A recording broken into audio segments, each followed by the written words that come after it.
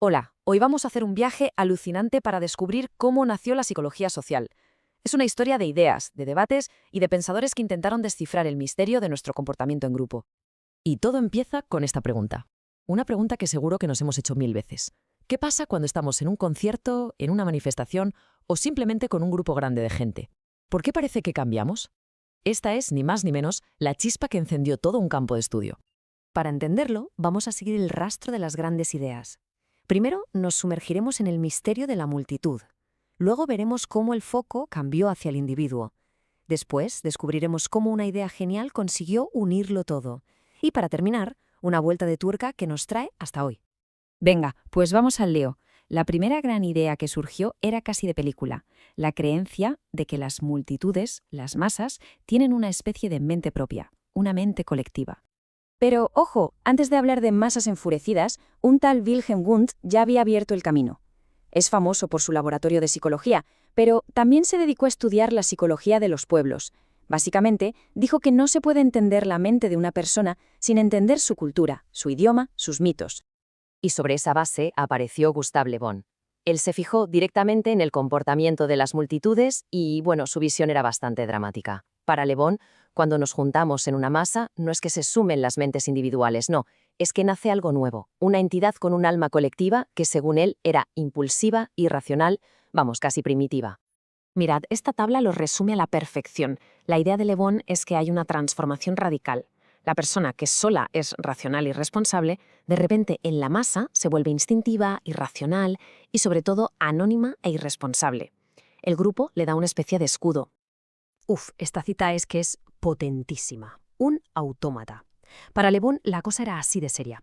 La persona perdía su yo, su voluntad, y pasaba a ser una pieza más de un engranaje que se movía solo. Y aunque estas ideas hoy nos parezcan un poco extremas y muy especulativas, lo importante es que pusieron sobre la mesa conceptos que son el pan de cada día de la psicología social actual.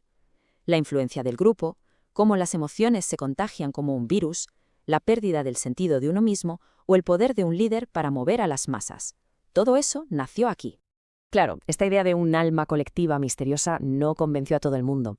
Y así llegamos a la siguiente etapa, la reacción científica, un giro de 180 grados hacia el individuo. Y el protagonista de este giro fue Floyd Allport.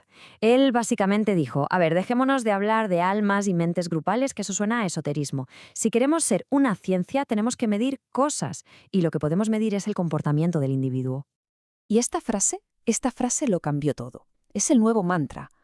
La psicología social ya no va de estudiar una masa abstracta, sino de entender qué le pasa a una persona concreta cuando está rodeada de otras personas. El foco se desplaza por completo. Así que la gran aportación de Allport fue traer el método científico al centro del campo. Exigió experimentos, rigor, le dio a la psicología social las herramientas para ser una disciplina autónoma, distinta de la filosofía o la sociología, con su propio método para buscar respuestas. Bien, el rigor experimental era necesario, sin duda. Pero, ¿qué pasaba con el significado, con la experiencia subjetiva? El siguiente paso en esta historia es una síntesis magistral que consigue reconciliar los dos extremos, la masa y el individuo.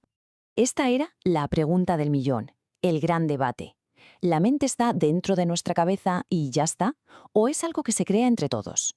Y aquí es donde George Herbert Mead nos vuela la cabeza. Su idea es revolucionaria. Nuestro yo, nuestra identidad, no es algo que traemos de fábrica, no.